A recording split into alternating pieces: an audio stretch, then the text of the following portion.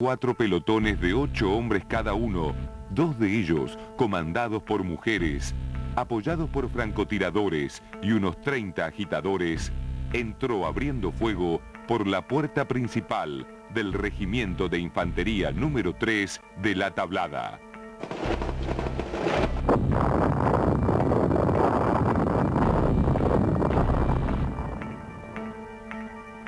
Así comenzó un infierno de sangre y fuego que duraría 32 horas y que dejaría un saldo de 39 muertos, 3 desaparecidos y 60 heridos.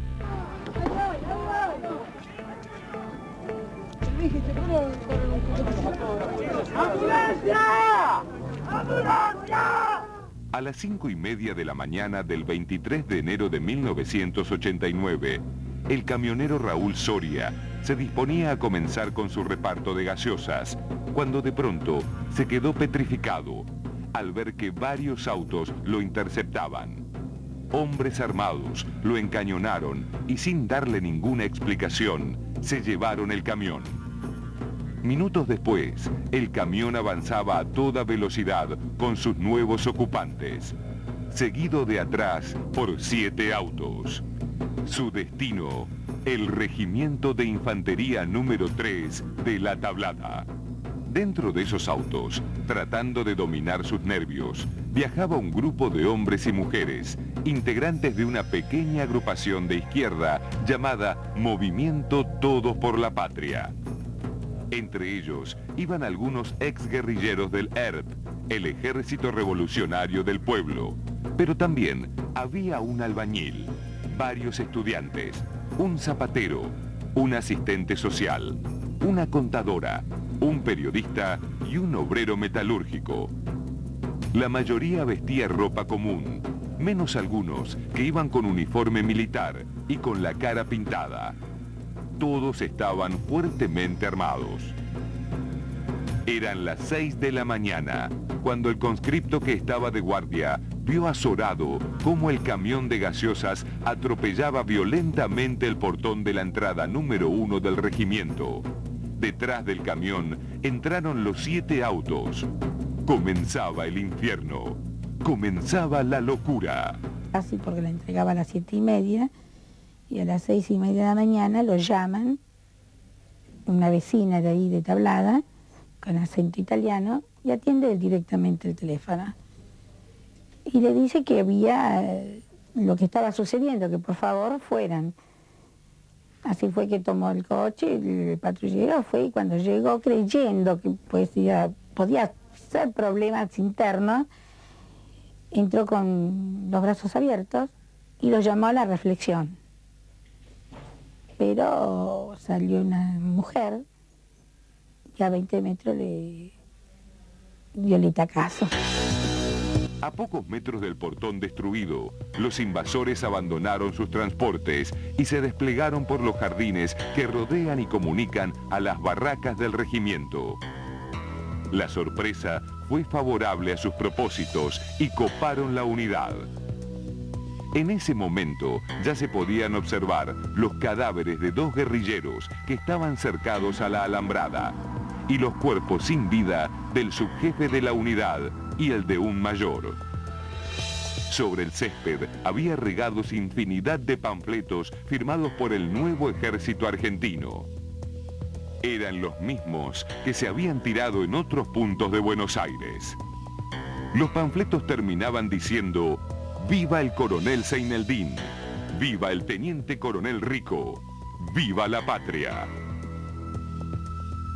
Entre la balacera que había, traté de ingresar hasta un patrullero que estaba casi en el medio del regimiento, pasando la guardia de prevención, y ahí veo tirado al comisario mayor García, herido de gravedad. Para todo esto serían las 7 de la mañana aproximadamente. Entonces todavía era muy confusa la situación, porque cuando yo ingreso al regimiento agarro un papel del suelo y leo que grupos de Seineldín, mencionándolo, habían tomado el regimiento. En los primeros momentos, la confusión sobre la ideología y los objetivos de los atacantes era total. El vocero del presidente Raúl Alfonsín, José Ignacio López, declaraba que el ataque estaba íntimamente ligado al coronel Seineldín, quien un mes y medio atrás había encabezado una rebelión carapintada. Seineldín, consultado por algunos oficiales sobre la supuesta participación de sus seguidores en el copamiento, respondió extrañado: "No sé de lo que están hablando". A las 11:30, todo el frente que da a la avenida Crovara fue escenario de un raro combate entre 300 policías de la provincia y los guerrilleros, que estaban desperdigados por el batallón, lo que generó tiroteos aislados, más impulsados por algún grito de aliento que por algún plan de combate. Los policías se apostaban en casas vecinas, terrazas o junto a los negocios de la avenida Crovara, tirando cuando alguien daba una alarma o sencillamente cuando cierto impulso así lo mandaba. Podemos presentir o podemos decir que estamos aquí entre dos líneas de fuego. Escuchamos las detonaciones que vienen desde el regimiento, como así también las detonaciones que efectúa personal policial y militar. Todo se sumaba a confusión. Eran imágenes tan terroríficas, gente matándose, gente llorando, gente desesperada, padres que ya preguntaban y madres por sus hijos que eran soldados. Era algo fue algo muy tremendo, muy trágico. Algunos policías se decidieron a entrar y uno de ellos llegó hasta una puerta lateral. La abrió y de la barraca surgieron 25 conscriptos vestidos con ropa de gimnasia que corrieron hacia el caserío vecino. ¿Quiénes tomaron? Es terrible, no sé, no sabemos nada. ¿De civil? Sí. ¿O eran otros militares? ¿Estaban informados falsamente? No vimos nada. ¿Algunos Eran pelos largos. ¿Están heridos ustedes? ¿Algunos de ustedes? No hablé con nadie. Minutos después, aparecieron en el sector tanques del ejército. Uno de los tanques ingresó al regimiento por la puerta principal. La mole de metal avanzó a toda velocidad, atravesó el portón y encontró en su camino un auto que habían abandonado los guerrilleros. El tanque lo pasó por encima. Inmediatamente, otro de los tanques comenzó a cañonear a la guardia, donde los atacantes se habían hecho fuertes nuevamente. Mientras tanto, las ambulancias comenzaron a retirar a los heridos que podían rescatar de entre las balas.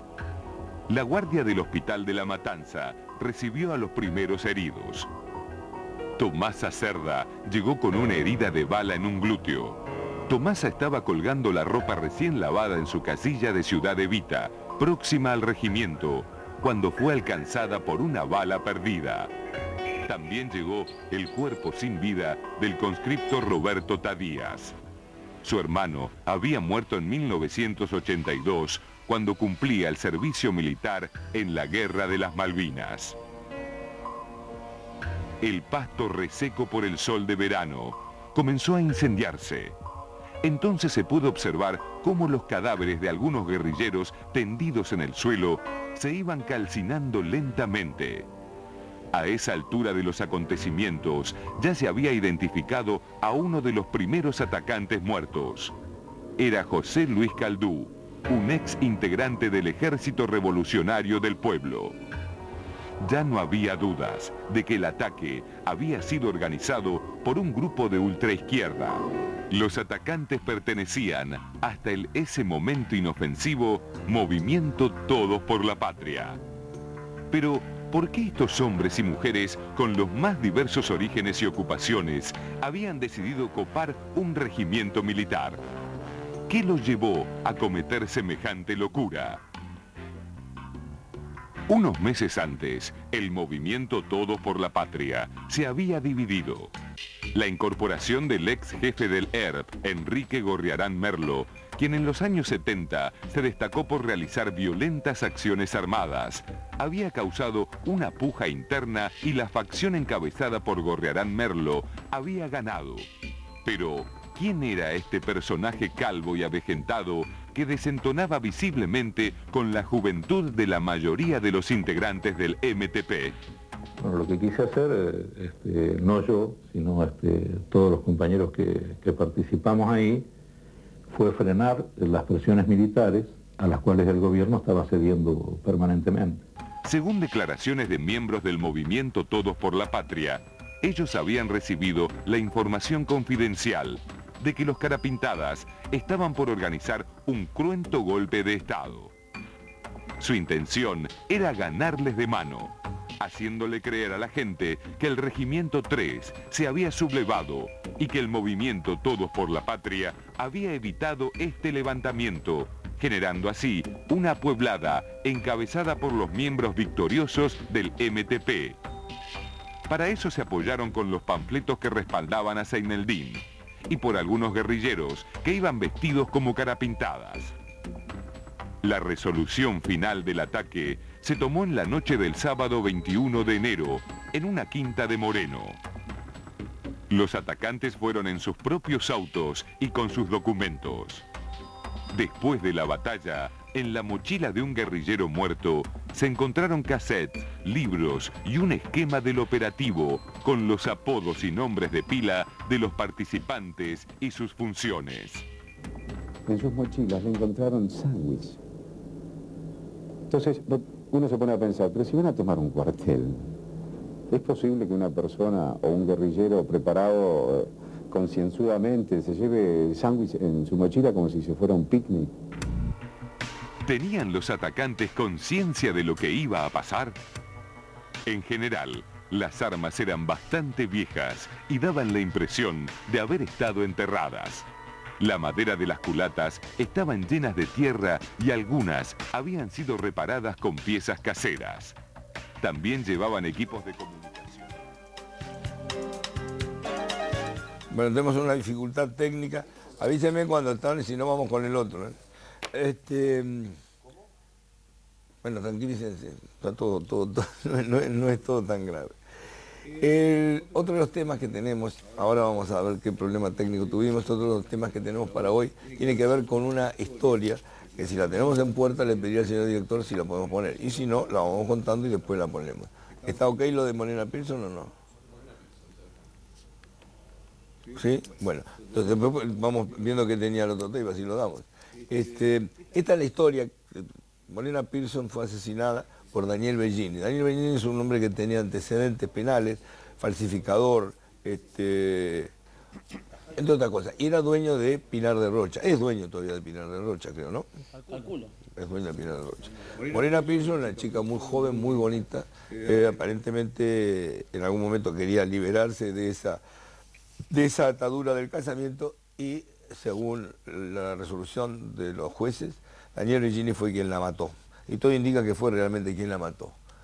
En estos momentos Daniel Bellini nos está viendo desde la casa. ¿Ya fue liberado? Entiendo, estaban instalando las antenas en la quinta, donde va a ir bueno, si no está hoy, va a estar mañana. Si no será hoy, será mañana. Bajo la argumentación de que tiene Parkinson y que el servicio penitenciario no puede atenderlo. Aparentemente... Con un detalle, el servicio penitenciario acaba de emitir un comunicado diciendo que sí puede atenderlo. Es un médico que declara del servicio que no están capacitados para atenderlo. A ver, digo... El servicio como institución dice que sí. ¿Cómo no va a estar capacitado? Digo, un paciente en Parkinson no es un paciente terminal ni nada por el estilo. Un Parkinson es una enfermedad que se puede llevar con uno tranquilamente y tiene que tomar una medicación que es la dopamina, o sea, el levodopa, alguna de esas medicaciones, y nada más tiene que tener controlado. Pero lo cierto es que ayer se produjo otra liberación, hoy otra liberación. En realidad, cuando uno tiene plata va a la cárcel de su casa. Veamos la historia y después hablamos con el doctor Domantón, que está acá con nosotros, que es abogado de la familia de Morena Pearson, que obviamente que vuelan, porque no es agradable enterarse que el asesino de su hija está pasando unas largas vacaciones en su casa. ¿Lo podemos ver el caso? Con un tiro en la cabeza, justo detrás de la oreja derecha, con el arma debajo de una de sus piernas, tirada en el piso de la habitación matrimonial y desangrándose. Así encontraron los médicos y la policía a Morena Pearson, una bailarina de tan solo 22 años, esposa del dueño de la disco Pinar de Rocha. 11 horas más tarde, Morena Pearson murió en la terapia intensiva del hospital de Aedo. Daniel Bellini, su esposo y rey de la noche de la zona oeste del conurbano bonaerense, siempre aseguró que Morena se había suicidado tras una discusión, ya que en los últimos meses varias veces había amenazado con matarse. Sin embargo,